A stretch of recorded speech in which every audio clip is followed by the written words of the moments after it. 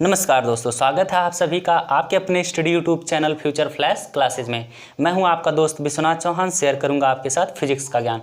तो दोस्तों, आज मैं आपको फिजिक्स क्लास 12 के चैप्टर नंबर 2 जिसका नाम है वैद्युत फ्लक्स तथा गॉस की प्रमेय से आपको गॉस के नियम के अनुप्रयोग को बताने वाला हूँ। तो मैं इसमें गॉस के नियम के अनुप्रयोग की अगली टॉपिक लेने वाला हूँ, जिसमें आपको किसी एक समान रूप से आवेशित गोली कोश के कारण वैद्युत क्षेत्र की तीव्रता ज्ञात करनी है।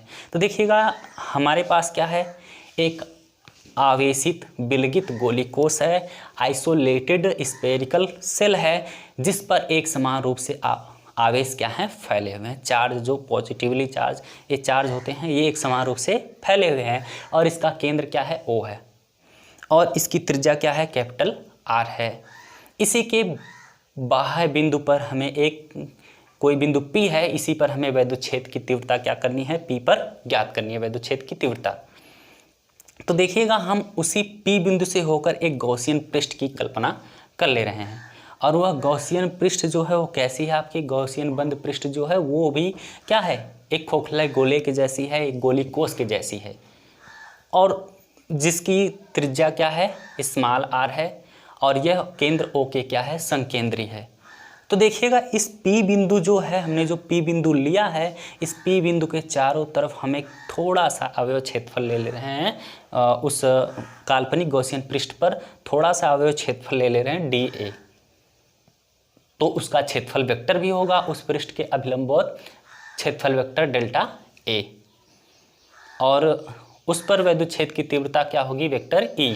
और वैद्युत क्षेत्र की तीव्रता उस संपूर्ण गॉसियन पृष्ठ पर एक समान होगी और पृष्ठ के अभिलंबवत होगी, क्योंकि यह जो आपका आवेशित गोली कोश है उस पर आवेश एक समान रूप से फैले हैं, इसी कारण से।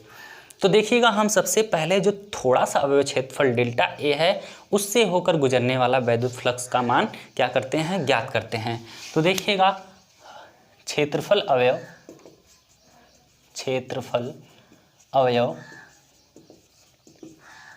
dA से होकर गुजरने वाला वैद्युत फ्लक्स। देखिएगा, यह वैद्युत फ्लक्स कितना होगा। यदि देखिएगा क्षेत्रफल अवयव डेल्टा A है, थोड़ा सा है, तो गुजरने वाला वैद्युत फ्लक्स भी क्या होगा, d फाई E हो गया। और वैद्युत फ्लक्स क्या होता है आपका, उस बिंदु पर वैद्युत क्षेत्र की तीव्रता वेक्टर E डॉट उसका क्षेत्रफल वेक्टर का अदिश गुणनफल होता है। तो देखिएगा, वेक्टर E वैद्युत क्षेत्र की तीव्रता है उस P बिंदु पर और delta A vector, delta A क्षेत्रफल वेक्टर है, तो इनका अदिश गुणनफल। देखिएगा, जब क्षेत्रफल वेक्टर हटाएंगे तो क्या आएगा, d phi E equal to आएगा E dA cos थीटा। तो cos थीटा कितना है, cos 0 अंश। क्यों, क्योंकि वैद्युत क्षेत्र की तीव्रता और क्षेत्रफल वेक्टर दोनों पृष्ठ के अभिलंबवत हैं, 90 अंश के कोण पर हैं, लेकिन एक दूसरे के क्या हैं, एक दूसरे के देखिएगा समांतर हैं दोनों। तो इनके बीच वैद्युत क्षेत्र की तीव्रता और क्षेत्रफल वेक्टर के बीच का कोण 0 अंश है, इसलिए cos 0 हो जाएगा। तो ये d फाई E क्या हो जाएगा आपका, ये हो जाएगा आपका E dA, क्योंकि cos 0 का मान होता है 1 का मान रखेंगे, कोई फर्क नहीं पड़ेगा। तो देखिएगा, हमें तो चाहिए संपूर्ण पृष्ठ से होकर गुजरने वाला वैद्युत फ्लक्स का मान, थोड़े से अवयव क्षेत्रफल से काम नहीं चलने वाला है। तो देखिएगा, हम निकाल लेते हैं संपूर्ण, देखिएगा संपूर्ण गॉसियन पृष्ठ से, संपूर्ण गॉसियन पृष्ठ से गुजरने वाला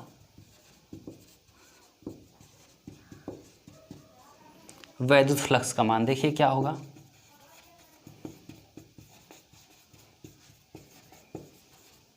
देखिएगा, संपूर्ण गॉसियन पृष्ठ है तो इसी का क्या कर देंगे, थोड़े से क्षेत्रफल से गुजरने वाले वैद्युत फ्लक्स का मान का क्या कर देंगे, दोनों पक्षों का समाकलन कर देंगे। तो समाकलित रूप ले लेंगे, पूरे का समाकलित रूप।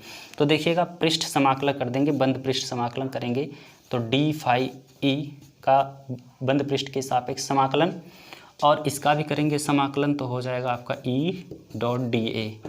देखिएगा, इसका जब समाकलन कर देंगे थोड़े से वैद्युत फ्लक्स का, उस संपूर्ण पृष्ठ से होकर गुजरने वाला वैद्युत फ्लक्स का मान हो जाएगा तो फाई E। और देखिएगा यहाँ से E बाहर हो जाएगा क्योंकि ये कांस्टेंट वैल्यू है और क्षेत्रफल डेल्टा ए का क्या कर देंगे हम समाकलन कर देंगे। तो जब इसका आप समाकलन करेंगे तो क्या हो जाएगा, देखिएगा ये फाई बराबर क्या हो जाएगा। अब जब आप इसका समाकलन कर देंगे तो डी ए का जब समाकलित रूप लेंगे तो पूरे संपूर्ण गॉसियन पृष्ठ का जो क्षेत्रफल होगा वो क्या होगा, क्योंकि वह एक गोली कोष है, गोला है, तो गोली कोष का जो पृष्ठ का क्षेत्रफल होता है वो क्या होता है 4 पाई आर स्क्वायर। तो 4 पाई आर स्क्वायर, त्रिज्या भी क्या है गॉसियन पृष्ठ की स्मॉल आर है, और इसी का मान आप रखिएगा तो देखिएगा ई 4 पाई आर स्क्वायर। इसको मान ले रहे हैं इक्वेशन नंबर फर्स्ट। और देखिएगा हमें गॉस के नियम का भी अनुप्रयोग करना है। तो ये तो हो गया सामान्य नियमों द्वारा होकर गुजरने वाला वैद्युत फ्लक्स उस गॉसियन पृष्ठ से। अब हम ज्ञात कर लेते हैं कि गॉस के नियम से कितना वैद्युत फ्लक्स गुजरेगा। तो गॉस के नियम से गुजरने वाला वैद्युत फ्लक्स, गुजरने वाला वैद्युत फ्लक्स कितना होता है, वो होता है फाई ई बराबर वही फाई आपका क्यू बाई एप्सिलॉन नॉट, ये आप जानते हैं। और देखिएगा चूँकि यहाँ पर आवेश का मान हमें पता होना चाहिए कि पृष्ठ पर जो आवेश का मान वो कितना है, तो आप पिछले वीडियोज़ में जान चुके हैं कि आवेश के पृष्ठ घनत्व से सिग्मा बराबर क्या होता है क्यू बाई ए, जहाँ पर आवेश का पृष्ठ घनत्व किसका है, गोली पृष्ठ का। तो देखिएगा ये हो जाएगा आपका क्रॉस गुणा कर देंगे सिग्मा ए हो जाएगा क्यू का मान आवेश का मान, तो ये हो जाएगा सिग्मा ए अपान एप्सिलॉन नॉट। देखिएगा यहाँ से क्यू का मान निकल गया आवेश के पृष्ठ घनत्व से, तो सिग्मा ए हो गया क्यू बराबर सिग्मा ए। और यहाँ पर ए का मान देखिएगा जिस गोली कोष पर आवेश फैला है उसका क्षेत्रफल यहाँ पर होगा, क्योंकि ये आवेश उसी पर फैले हैं गोली कोष पर जिसकी त्रिज्या कैपिटल आर है। तो उसका पृष्ठ का क्षेत्रफल क्या होगा, उसका पृष्ठ का क्षेत्रफल होगा सिग्मा डॉट 4 पाई आर, लेकिन कैपिटल होगी 4 पाई आर स्क्वायर, क्योंकि गोली कोष का गोल है गोली कोष, तो उसका गोले का पृष्ठ का क्षेत्रफल होता है 4 पाई आर स्क्वायर। लेकिन यहाँ पर स्मॉल आर, क्योंकि ये गॉसियन पृष्ठ थी, गॉसियन पृष्ठ की स्मॉल आर त्रिज्या है, लेकिन यहाँ पर आपका गोली कोष है जिस पर आवेश वितरित हैं उसकी त्रिज्या कैपिटल आर है, तो उसके लिए क्या हो जाएगा कैपिटल आर स्क्वायर हो जाएगा अपान एप्सिलॉन नॉट, उसका क्षेत्रफल है। तो देखिएगा अब ये हो गया फाई गॉस के नियम के अनुसार इतना वैद्युत फ्लक्स गुजरेगा, इसको मान ले रहे हैं समीकरण नंबर 2। तो देखिएगा ये भी वैद्युत फ्लक्स जो कि उस गॉसियन पृष्ठ से होकर गुजर रहे हैं जो कि आपने कल्पना की है जिसकी। तो देखिएगा दोनों वैद्युत फ्लक्स हैं, तो एक पद बराबर दूसरे पद भी क्या हो जाएंगे बराबर हो जाएंगे। अतः समीकरण 1 व समीकरण 2 की तुलना से जब आप तुलना कर देंगे तो देखिए क्या होगा E 4 pi r square, E dot 4 pi r square equal to sigma 4 pi capital are square upon epsilon naught. देखिएगा 4 पाई से कैंसिल, तो देखिएगा आप ई यहीं पर छूटेगा, ई इक्वल टू क्या हो जाएगा sigma by epsilon not dot ये capital are square upon small are square. देखिएगा स्मॉल आर स्क्वायर नीचे आएगा यहाँ से, तो हो जाएगा E equal to sigma upon epsilon naught into r square upon are square, capital are square upon small are square newton प्रति coulomb. तो उस पी बिंदु पर जो वैद्युत क्षेत्र की तीव्रता होगी या कहीं बाह्य बिंदु पर जो वैद्युत क्षेत्र की तीव्रता होगी वो होगी E equal to sigma by epsilon not capital are square upon are square. तो दोस्तों आइए अब जानते हैं कि इस गोली कोष के पृष्ठ पर जो कि एक समान रूप से आवेशित है, इस पर कोई बिंदु यदि हम P ले लेते हैं तो इस पर वैद्युत क्षेत्र की तीव्रता क्या होगी। इस पर देखिएगा वैद्युत क्षेत्र की तीव्रता क्या होगी, ये ज्ञात करते हैं।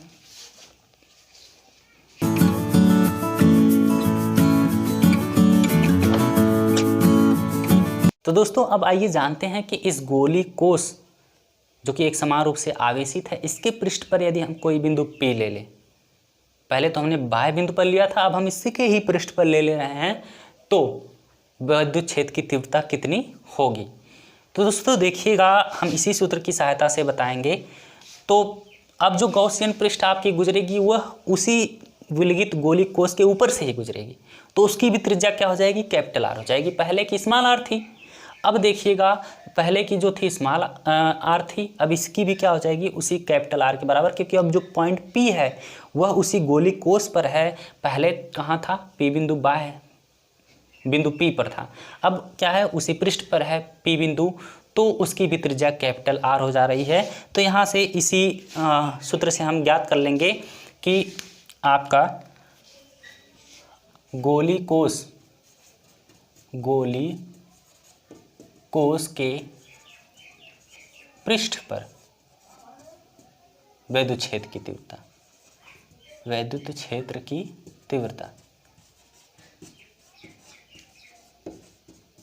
देखिएगा गोली कोष के पृष्ठ पर वैद्युत क्षेत्र की तीव्रता क्या हो जाएगी, E equal to sigma by epsilon not dot capital are square upon small are square की जगह क्या हो जाएगा आपका, कैपिटल आर स्क्वायर, क्योंकि अब त्रिज्या क्या हो गई, अब पी बिंदु की दूरी क्या हो गई, कैपिटल आर हो गई, त्रिज्या के बराबर हो गई, गोली कोष की त्रिज्या के बराबर हो गई।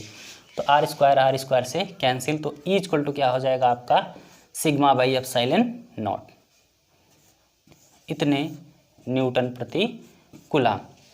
और देखिएगा अगर आपको आंतरिक बिंदु, मान लीजिए कि आप उस गोली कोष के अंदर, गोली कोष के अंदर जो कि आवेशित है कोई बिंदु P डैश ले रहे हैं, तो उस पर वैद्युत क्षेत्र की तीव्रता यदि ज्ञात करनी हो तो कितनी होगी, उस पर वैद्युत क्षेत्र की तीव्रता 0 होगी। क्यों, क्योंकि देखिएगा अंदर तो कोई आवेश नहीं हो, उस आप कोई बिंदु P डैश लेंगे, उस पर एक काल्पनिक पृष्ठ मानेंगे, काल्पनिक गोली कोष मानेंगे, तो वह कोई आवेश नहीं घेरेगी। तो जब कोई भी बंद पृष्ठ कोई आवेश नहीं घेरती है, ऊपर तो आवेशित विलगित कोष है, गोली कोष है, लेकिन जब उसके अंदर P डैश ले रहे हैं तो उसके समक्ष, जब P डैश के समक्ष कोई आप गोली कोष मानेंगे, काल्पनिक गॉसियन पृष्ठ मानेंगे, तो वो कोई भी आवेश नहीं घेरेगी, उसके अंदर कोई भी आवेश नहीं रहेगा, तो उससे होकर गुजरने वाला वैद्युत फ्लक्स का मान भी क्या हो जाएगा, 0 हो जाएगा। और वैद्युत फ्लक्स का मान 0, तो आपकी वैद्युत क्षेत्र की तीव्रता का भी मान क्या हो जाएगा, 0 हो जाएगा। अतः आंतरिक बिंदु पर वैद्युत क्षेत्र की तीव्रता